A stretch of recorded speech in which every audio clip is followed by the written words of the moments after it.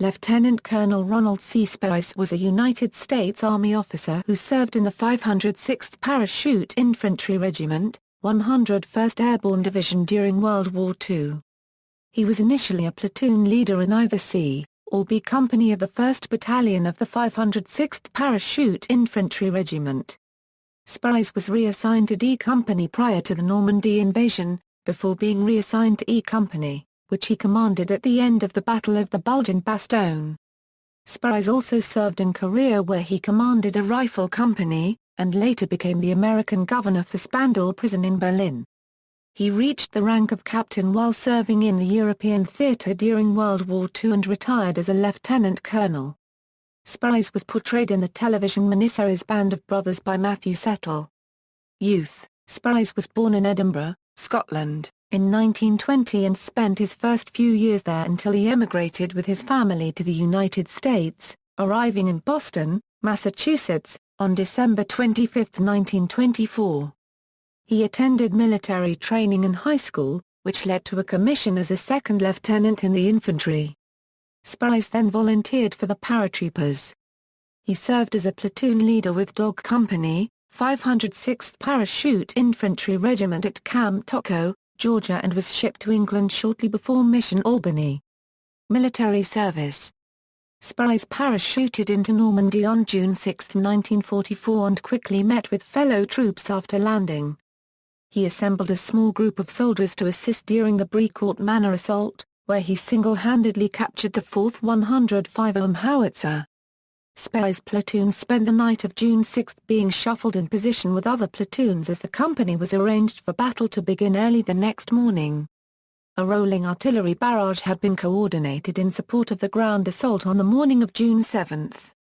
To initiate the attack, artillery fire was adjusted back towards American lines before moving forward in increments.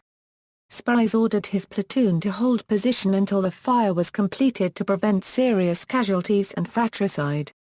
One of his squad leaders ignored the orders due to fatigue and disorientation. After his order was ignored a second time, Speirs shot the sergeant between the eyes, then promptly reported the incident to the company commander, Captain J. S. Gross. Gross was killed in combat the next day and the incident was not pursued. Due to Easy Company's role as primary assault company, Dog Company did not see as much action as Easy and thus was eventually amalgamated into Easy Company as personnel were progressively depleted. However, it still participated in many engagements during the war, and both Speirs and Dog Company were at Bastogne. When Easy Company's initial attack on the German-occupied town of Foy bogged down due to the poor leadership of its commander, First Lieutenant Norman Dyke, Battalion Executive Officer Captain Richard Winters ordered Speirs to relieve Dyke of command. The selection of Speirs was random. Winters later stated that Speirs was simply the first officer he saw when he turned around. Speirs successfully took over the assault and led Easy Company to victory. During this battle, Lieutenant Dyke had ordered a platoon to go on a flanking mission around the rear of the town. To countermand this order, Speirs himself ran through the town and German lines, linked up with the other soldiers, and relayed the order. Having completed this, he proceeded to run back through the German-occupied town. He was reassigned as commanding officer of Easy Company and remained in that position for the rest of the war. Of the officers who commanded Easy Company during the war, Speirs commanded the longest. Winters assessed Speirs as being one of the finest combat officers in the battalion. He wrote in his memoirs that Speirs had worked hard to earn a reputation as a killer and had often killed for shock value. Winters stated that Speirs was alleged on one occasion to have killed 6 German prisoners of war with a Thompson submachine gun and that the battalion leadership must have been aware of the allegations, but chose to ignore the charges because of the pressing need to retain qualified combat leaders. Winters concluded that in today's army, Speirs would have been court-martialed and charged with atrocities, but officers like Speirs were too valuable because they were not afraid to engage the enemy. Although Speirs had enough points to go home after the end of the European campaign, he chose to remain with Easy Company. Japan surrendered after the atomic bombings of Hiroshima and Nagasaki, before Speirs and Easy could be transferred to the Pacific Theater. Post-World War II, Speirs returned to England to find that his wife had returned to her first husband who had turned up alive as a German prisoner of war. She apparently retained ownership of all the spoils of war that Speirs had sent home from his travels in Europe. Korean War. Speirs then returned to the United States and decided to remain in the Army, serving in the Korean War, where he made one combat jump and commanded a rifle company until the war's end. On March 23, 1951, he participated in Operation Tomahawk, in which he parachuted into Munsan with nearly 3,500 other troopers in his unit. The initial mission of his battalion was to secure the drop zone. This was accomplished, killing 40 or 50 enemy soldiers. After the initial mission, he continued to command the 3rd Battalion for its attack to cut the enemy escape route near Wijeongbu. Post-Korean War. Following Korea, Speirs attended a Russian language course in 1956 and was assigned as a liaison officer to the Red Army in Potsdam, East Germany. In 1958 he became the American governor of the Spandau Prison in Berlin, where prominent Nazis such as Rudolf Hess were imprisoned. Prisoner Albert Speer mentions in his book, Spandau, The Secret Diaries, a hard-nosed, irritating American commandant. That man was later identified as Speirs.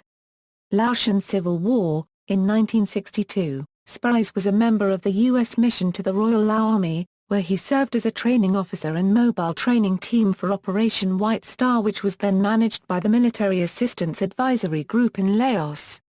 Later years, his final assignment in the Army was as a plans officer in the Pentagon.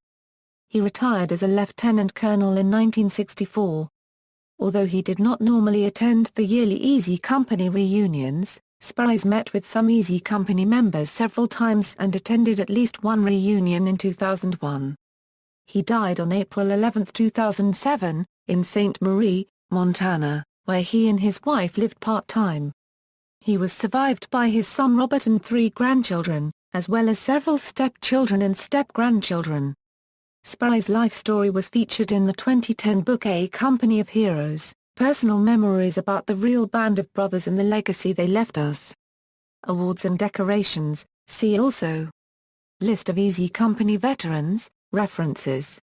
Bibliography, Ambrose, Stephen E. Band of Brothers, Easy Company, 506th Regiment, 101st Airborne from Normandy to Hitler's Eagle's Nest.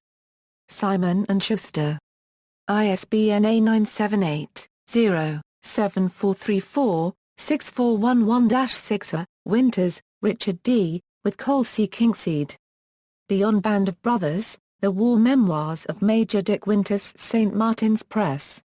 ISBN A0-425-20813-3. Garnier, William J., and Edward J. Hiffren, with Robin Post. Brothers in Battle, Best of Friends, 2 WWII paratroopers from the original Band of Brothers tell their story. Berkeley Caliber. ISBN A978-0-425-21970-6. Brotherton, Marcus. A Company of Heroes, Personal Memories About the Real Band of Brothers and the Legacy They Left Us. Berkeley Caliber. ISBN A9780425234234. External links, Biography on Heroes Forever, Find a Grave, ronaldspeirs.com.